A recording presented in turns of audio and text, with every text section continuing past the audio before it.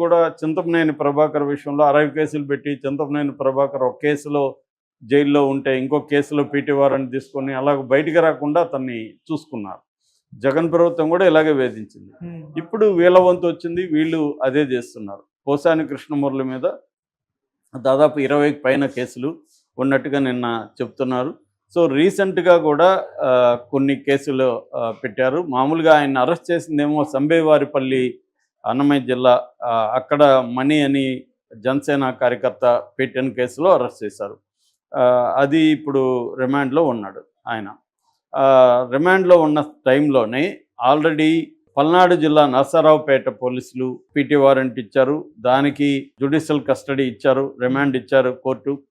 దాని తర్వాత అనంతపురం జిల్లా వాళ్ళు కూడా వేశారు. మళ్ళీ కర్నూలులో నిన్న ఆయనకి మొన్న 2 రోజుల ముందు కర్నూలులో కూడా రిమాండ్ ఇస్తే పోసాని నాకు ఇక్కడే ఉంచండి, ఇక్కడ డిస్ట్రిక్ట్ జైల్లో ఉంచండి, నాకు అక్కడ ఇబ్బందులు ఉన్నాయి అని చెప్తే డిస్ట్రిక్ట్ జైల్లో ఉంచారు. కర్నూలు డిస్ట్రిక్ట్ జైల్లో ప్రజెంట్ ఉన్నాడు. ఎందుకంటే సబ్ జైళ్ళల్లో ఏ రకమైన సౌకర్యాలు ఉండవు, మెడికల్ ఇది ఉండదు, చాలా నీచంగా ఉంటాయి సబ్ జైల్స్. డిస్ట్రిక్ట్ జైల్స్ కొద్దిగా బెటర్గా ఉంటాయి. అందుకని డిస్ట్రిక్ట్ జైల్లో ఉండడానికి. రెండోది కర్నూలు సిటీ కాబట్టి ఏదైనా సమస్య వచ్చినా, ఎందుకంటే ఈయన రైల్వే కోడూరు సబ్ జైల్లో ఉన్నాడు, సో ఇప్పుడు కర్నూలులో ఉంచమని అడిగితే కోర్టు కూడా ఆమోదించింది. సో దాని తర్వాత ఇప్పుడు పాతపట్నం, విజయవాడ, మన్యం ఇలాగ అనేక జిల్లాల నుంచి కూడా పీటీ వారెంట్లకు పోలీసులు వరుసగా వేయడం మొదలుపెట్టారు. At the same time Sambepalli పోలీసులు కస్టడీకి అడుగుతున్నారు. సో ఇదో విచిత్రమైంది. ఈయన తిట్టిన తిట్లకి కేసులు పెట్టాల్సింది ఖచ్చితంగా, కానీ ఏ సెక్షన్లు పెట్టాలి అవి వదిలేసి ఈయన మీద 111 పెట్టారు. 111 BNS భారతీయ న్యాయ సంహిత 111 ఏం చెప్తుందంటే, ఆర్గనైజ్డ్ క్రైమ్ సిండికేట్ మెంబరు, లేకపోతే ఆర్గనైజ్డ్ క్రైమ్ సిండికేట్కి ఆశ్రయం ఇచ్చారు, లేదా ఆర్గనైజ్డ్ క్రైమ్ సిండికేట్ వల్ల వచ్చిన డబ్బుల్ని ఈయన తీసుకున్నాడు. ఈ 3 క్లాజులు ఈ సెక్షన్లో ఉంటాయి. ఈ 3 నేరాలు చేస్తే ఈ సెక్షన్ కింద కేసు పెట్టాలి. పోసాని ఈ 3 నేరాలు ఏం చేశాడు అందరికీ తెలుసు.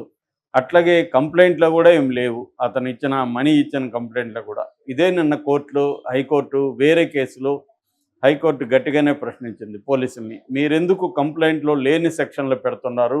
అలాగా పెట్టినప్పుడు మ్యాజిస్ట్రేట్లు యాంత్రికంగా మెకానికల్గా వాళ్ళకి రిమాండ్ ఎందుకు ఇస్తున్నారు అని హైకోర్టు కూడా అడిగింది. సో ఈ నేపథ్యంలో పోసాని కృష్ణమురళి హైకోర్టులో ఒక పిటిషన్ వేశాడు నిన్న.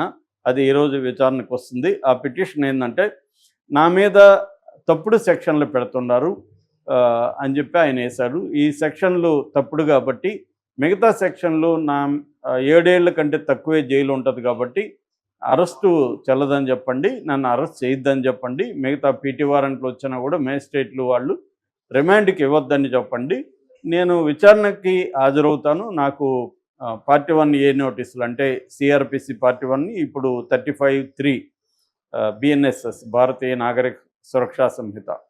సో దాని కింద ఆ సెక్షన్ కింద నాకు నోటీసులు ఇస్తే నేను విచారణకు హాజరవుతాను అనేది ఆయన అడిగాడు. ఆయన అడగడంలో న్యాయం ఉంది ఖచ్చితంగా. ఎందుకంటే తప్పుడు సెక్షన్లు ఇతను నేరం చేశాడు అనే దానికి ఒక ఆధారం ఉండొచ్చు, కానీ ఏ నేరం చేశాడో ఆ సెక్షన్లు పెట్టకుండా బెయిల్ రాకుండా ఉండాలని నాన్ బెయిలబుల్ అండ్ కాగ్నిజెంట్ ఏవైతే ఉన్నాయో నేరాలు దాంట్లో పెట్టేయడం అనేది ఈ ప్రభుత్వం ఎన్నుకుంటున్న ఒక ప్లాన్.